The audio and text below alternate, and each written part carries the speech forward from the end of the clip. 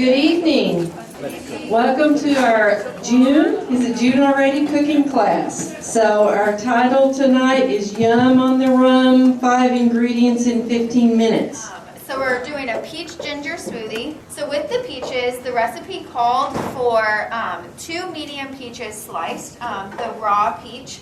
But we realized that it's not quite peach season just yet, so we used frozen peaches. So with any smoothie, if it calls for a raw fruit, just always know that you can use the frozen version as well.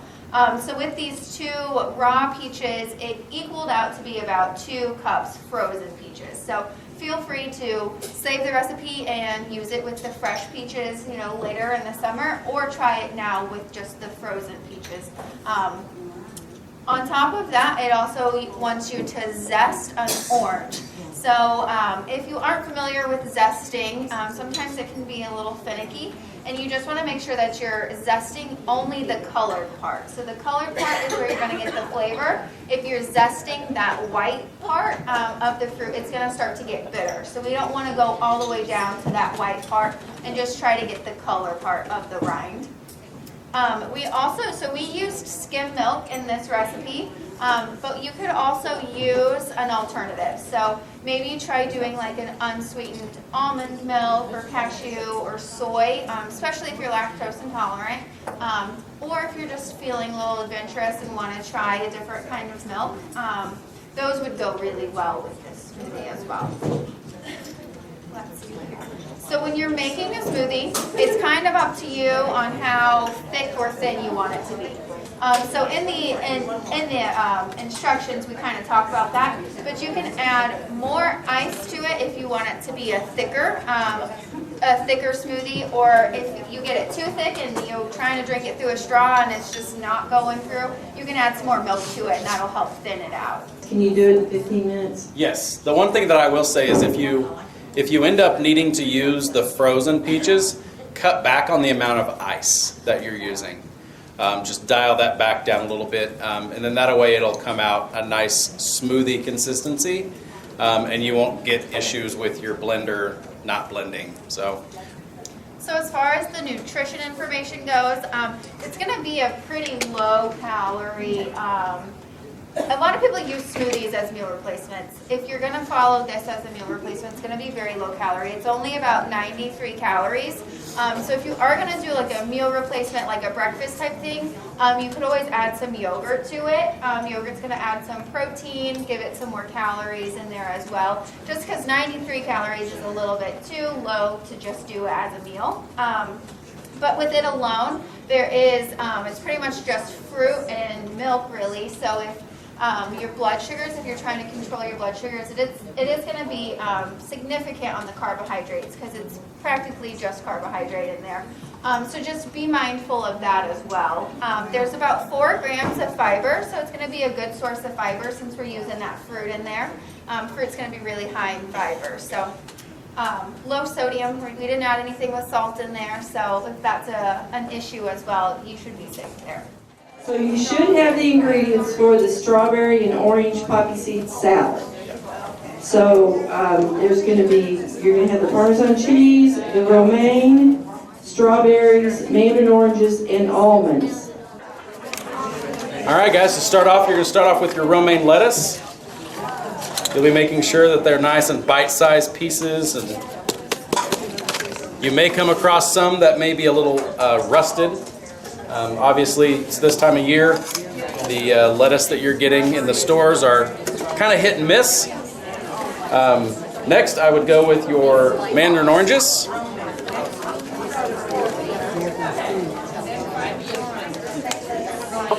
And then we'll go with our strawberries. And obviously, guys, with recipes like this, if you're allergic to strawberries, you can omit them. You can add different types of fruit. You can add grapes.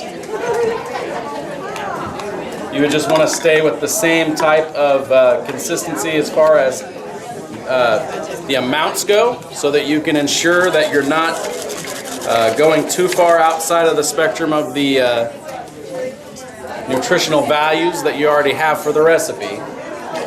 After the strawberries, we'll go with our almonds, and then we'll top it off with our Parmesan cheese.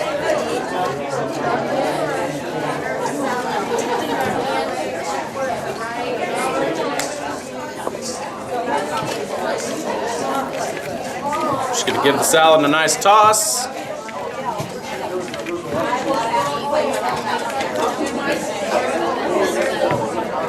And then you can either dressing it in the bowl, or you can serve it out individually and put the dressing on that way.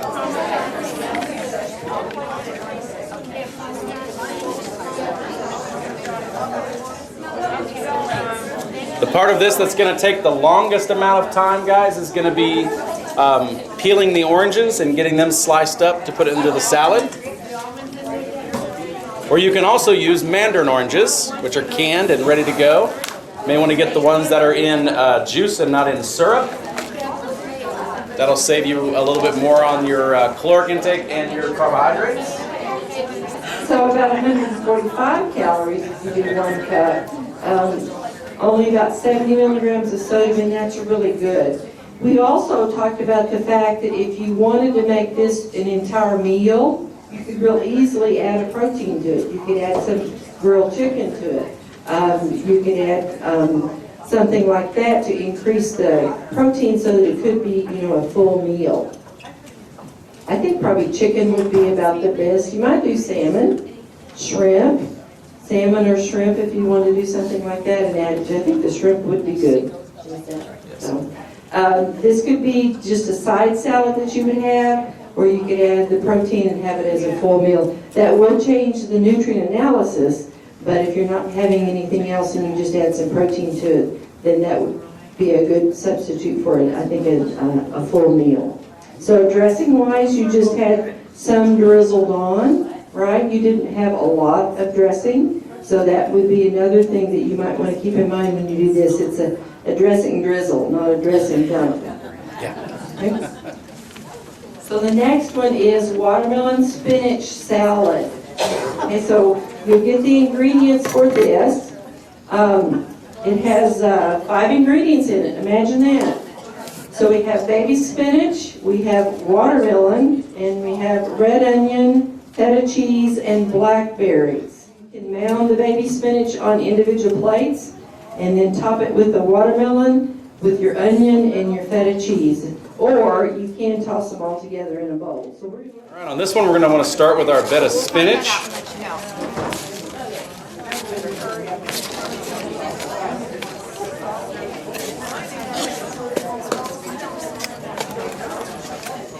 We can go with our slivered onions.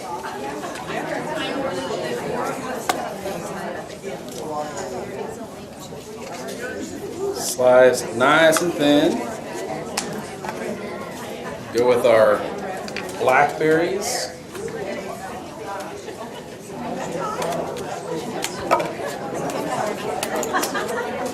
Our cubed watermelon.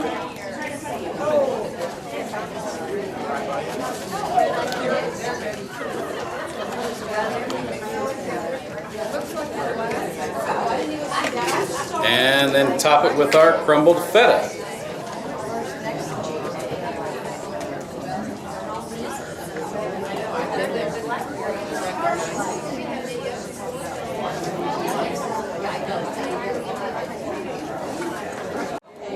As far as the balsamic glaze goes, it is very, very stout.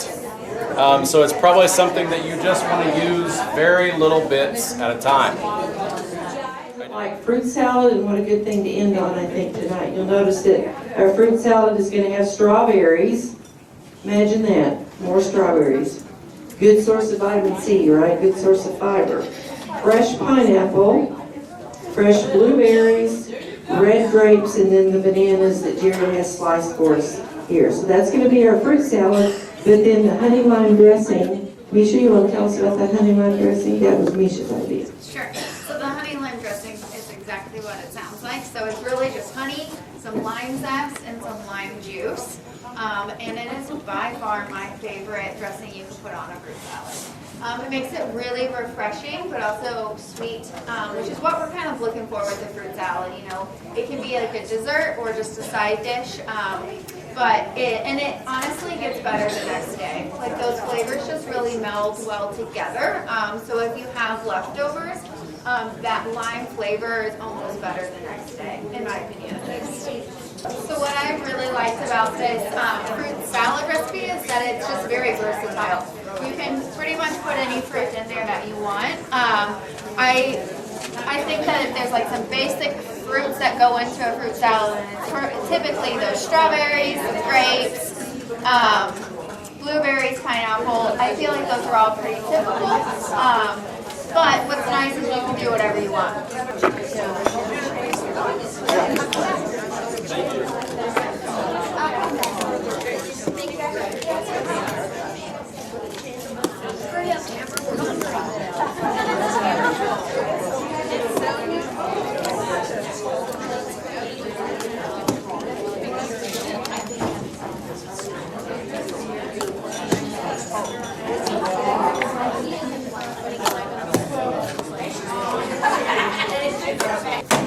So when purchasing fruit at this time of year, here in Southwest Missouri, it can be a bit difficult trying to find fruit that is worth buying based off of its quality and based off of its flavor. So pineapples tend to be pretty good year-round.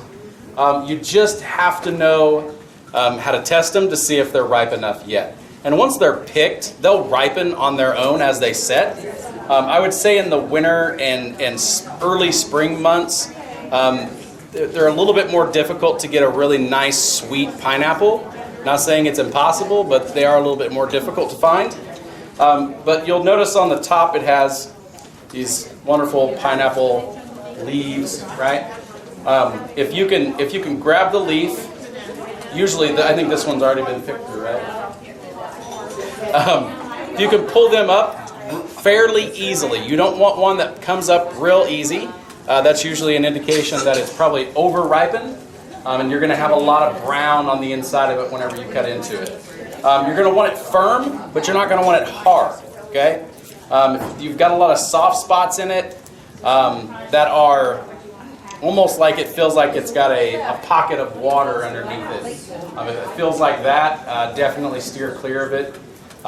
But as far as smell, you can usually smell right around the core area. It'll usually smell really sweet like a pineapple would. That's usually a pretty good indicator if it's ready also. As far as cleaning it, I've heard of several different ways that people slice pineapple, cut them up, dice them up. I usually go with cutting top off just shortly above, right where it starts to get real sharp into the rounding of the top of the pineapple. Cut it straight down. The same on the back end, just go just about a ½ an inch up, slice it off. Then I usually stand it up on my cutting board and then just carve down the side to get all of the outside areas. But yeah, and then you just dice it. You'll have a core in the center. You can usually just cut it straight in half down the center. Cut the core out. I usually just lay it open and then go at a V to each side of the core, pull it out, and then just cut it the rest of the way in half, slice the quarters in half, and then slice them from there. You can go to really thin like what we tried to do here, or you can go into thicker pieces that you may put on a skewer for kebabs or something like that. Really simplistic, pretty easy as far as cleaning. I think going into it with a plan is usually the best way to come out successful. If you kind of just go in blindly with a knife and start hacking away, you're probably going to end up with not much pineapple left over.